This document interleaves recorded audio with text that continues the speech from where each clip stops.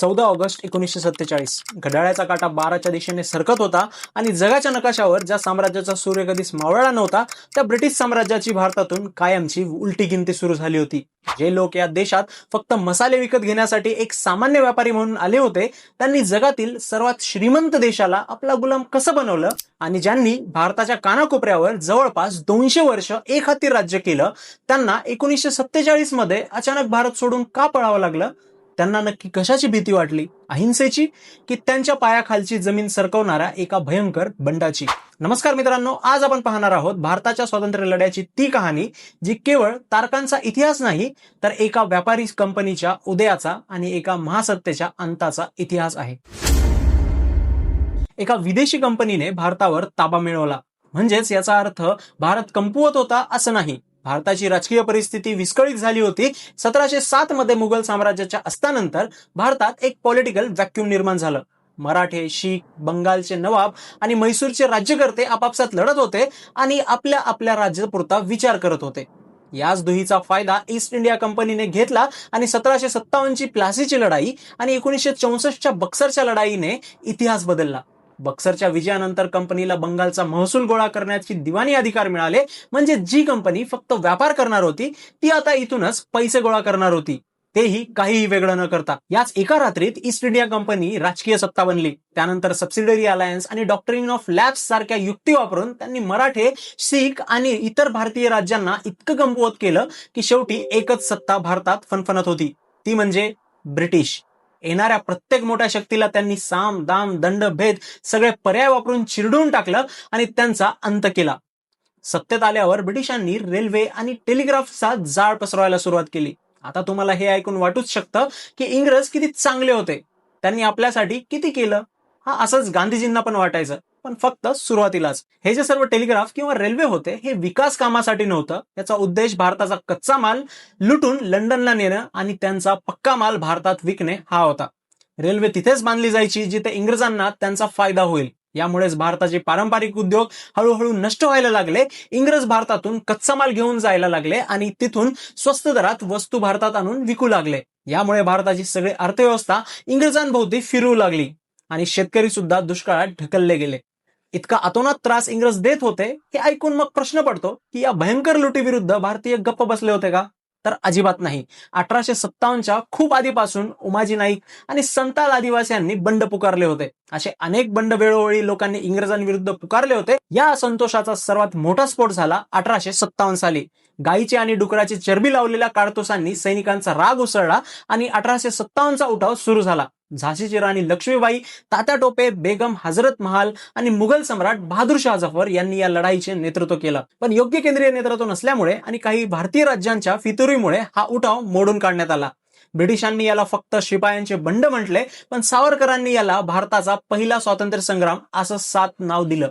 1857चा हा उठाव शस्त्रांनी लढला गेला आणि तो अपयशी ठरला. पण इथे इंग्रजांनी मात्र चूक केली नाही.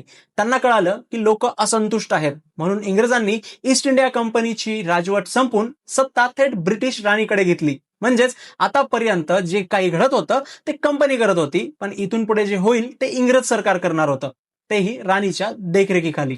असा साधा बदल करून इंग्रजांनी परत आपल्याला मूर्खात काढलं. कारण भारतीयांना वाटलं की राणीचं सरकार येताच काही मोठे बदल होतील, पण झालं उलटच.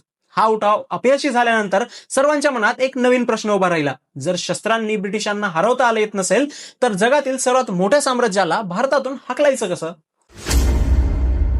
या प्रश्नाचं उत्तर होतं विचारांची क्रांती. 1857 ते 1885 येईपर्यंत परिस्थिती बदलली आणि 1885 साली भारतीय राष्ट्रीय काँग्रेसची स्थापना झाली. भारतीय राष्ट्रीय काँग्रेसचा उद्देश एकच होता की भारतीय नेत्यांना एकत्र करून त्यांचं मत समजून घ्यायचं आणि त्यांच्यावर उपाय काढायचे. सुरुवातीला दादाभाई नौरोजी सारख्या मवाळ नेत्यांनी आर्थिक नुकसान सिद्धांत म्हणजेच ड्रेन थेअरी मांडून ब्रिटिशांची कागदोपत्री पोलखोल केली. मवाळ नेते हे कागदोपत्री कारभारावर विश्वास ठेवत होते. त्यांना वाटायचं की इंग्रजांना जर विनंती केली तर ते आपलं ऐकतील आणि आपल्याला हवं ते देऊन देतील. पण जेव्हा 1905 मध्ये ब्रिटिशांनी हिंदू मुस्लिमात फूट पाडण्यासाठी बेंगालची फाळणी केली तेव्हा मवाळ राजकारणाची जागा लाल बाल पाल या जहाल नेत्यांनी घेतली. लोकमान्य टिळकांनी गर्जना केली, स्वराज्य हा माझा जन्मसिद्ध हक्क आहे आणि स्वदेशी चळवळीने संपूर्ण देश पेटवून उठला. याच काळात सशस्त्र क्रांतीचा नवा मार्ग उघडला गेला. अभिनव भारत, गदर आणि अनुशीलन समिती सारख्या संघटना उदयाला आल्या. चाफेकर बंधू सावरकर, रामप्रसाद बिस्मिल, चंद्रशेखर आझाद आणि भगतसिंग यांनी सत्तेच्या मनात धडकी भरवली. पण केवळ अर्ज विनंत्या किंवा काही मोजक्या क्रांतिकारकांचे बॉम्बस्फोट ब्रिटिशांना हलवण्यासाठी पुरेसे नव्हते. या लढ्याला एका अशा शक्तीची गरज होती जी कोट्यावधी भारतीयांना एका झेंड्याखाली आणू शकेल. ती शक्ती कोणती होती? ती शक्ती होती मास मोबिलायझेशन. 1915 साली महात्मा गांधी भारतात आले आणि त्यांनी सत्याग्रह व अहिंसेचे अस्त्र भारतीयांच्या हाती दिले. 1919च्या भयंकर जालियनवाला बाग हत्याकांडाने ब्रिटिश सत्तेचा क्रूर चेहरा जगासमोर आला. यानंतर गांधीजींनी असहकार चळवळ आणि 1930च्या दांडी यात्रेने सविनय कायदेभंग चळवळीतून विद्यार्थी, शेतकरी आणि महिलांना थेट रस्त्यावर उतरवले. पण याच काळात एक अत्यंत महत्वाचा वैचारिक संघर्ष उभा राहिला. डॉक्टर बाबासाहेब आंबेडकर यांनी स्पष्ट केलं की केवळ ब्रिटिशांना हाकलून राजकीय स्वातंत्र्य मिळवणं पुरेसं नाही. इथल्या उच्चवर्णीय वर्चस्वापासून दलितांना सामाजिक स्वातंत्र्यही मिळणं तितकेच गरजेचं आहे.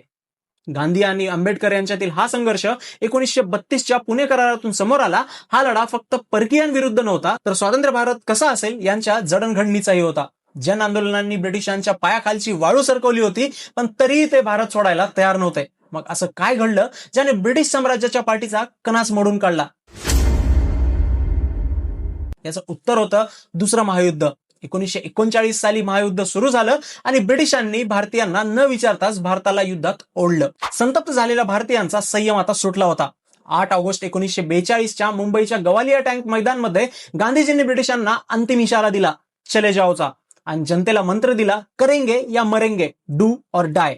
दुसऱ्याच दिवशी सर्व मोठ्या नेत्यांना अटक झाली, पण आंदोलन थांबलं नाही. ते भूमिगत आणि अधिक आक्रमक झाले. महाराष्ट्रातील साताऱ्याने तर इतिहासच घडवला. क्रांतिसिंग नाना पाटील यांच्या नेतृत्वाखाली साताऱ्यात प्रतिसरकार आणि तुफान सेना स्थापन झाली. त्यांनी ब्रिटिशांची यंत्रणा उकडून फेकून स्वतःचे न्यायालय आणि आपलं शासन सुरू केलं. तिकडे भारताबाहेर एका वेगळ्याच युद्धभूमीवर सुभाषचंद्र बोस यांनी जपानच्या मदतीने आझाद हिंद फौज उभी केली होती. तुम मुझे खून दो मैं तुम्हें आझादी दूंगा या त्यांच्या गर्जनेने ब्रिटिशांची झोप उडवली. 1945 मध्ये दुसरे महायुद्ध संपलं. इंग्रज हे महायुद्ध जिंकले होते. मग महायुद्ध जिंकूनही अवघ्या 2 वर्षात 1947 साली त्यांना भारत सोडून का पळावं लागलं? या प्रश्नाचं उत्तर आजवरच्या इतिहासात लपून ठेवलं गेलं आहे. ब्रिटिशांनी भारत कोणत्याही एका आंदोलनामुळे किंवा त्यांच्या अचानक जाग्या झालेल्या नैतिकतेमुळे सोडला नाही. त्यांना भारत सोडण्यास भाग पाडण्यात आलं कारण त्यांच्यावर एकाच वेळी 3 जीवघेणे वार झाले होते. पहिला वार आर्थिक दिवाळखोरीचा होता. दुसऱ्या महायुद्धात ब्रिटिशांची अर्थव्यवस्था पूर्णपणे कोलमडली होती. ज्या भारताला ते आजवर लुटत होते त्याच भारताचे आता त्यांच्यावर 1.51 अब्ज पाऊंडचे कर्ज झाले होते. ब्रिटिश अक्षरशः दिवाळखोर झाले होते. त्यांना भारत सांभाळणं आता तितकंसं फायद्याचं राहिलं नव्हतं. दुसरा वार होता अफाट जनसमुदायांचा. आझाद हिंद फौजेच्या खटल्यांमुळे भारतीय जनतेमध्ये ब्रिटिशांविरुद्ध अभूतपूर्व रोष निर्माण झाला होता.